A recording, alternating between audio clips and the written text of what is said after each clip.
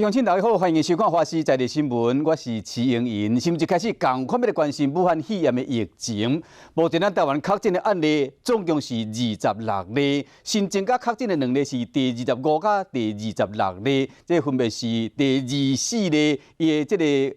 孙仔甲伊的查某囝，这2人因为列为第24例接触者咧，由卫生单位安排采检，并且带院隔离，伫今仔日确诊。第24例确诊的个案是所有这个治疗确诊的案例内面，算是上严重一例。伊感染源是伫倒位，这是指挥中心追查的目标。虽然讲伊捌伫1月7日。为这个加这个为即刚转来台湾的查某囝，甲因查某囝的同学有见过面，不过依照伊发病日期来推算，早已经超过潜伏期，排除这礼拜接触造成的感染，所以讲专家判断24例这个案例，伊的感染源上较有可能就是伫社区。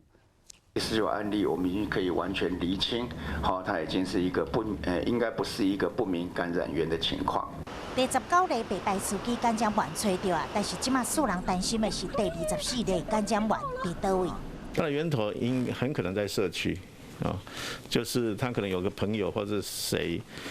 曾经从武汉回来，说从中国回来，可是他也不清楚。第19例被排请司机，因为职业特性相对好找，但是第24例确诊个案接触对象拢是一般人，较歹查，加上新型冠状病毒容易出现轻症患者，就算有接触过，也无一定看会出来，加深伊的困难性。虽然台湾甲这类事件来做是南山社区感染，嘛积极向美方 CDC 沟通，希望会当铁度对台湾的警示，但是美国依然甲台湾定调做进入社区传播的阶段。两边用的定义是不一样的啊。美国用他们的定义就认为我们有社区传播、有社区感染。那我们台湾呢，我们有自己的定义哈。那我们中央指挥中心有一些定义的4个条件。那我们目前还是不符合中央指挥中心这4个条件。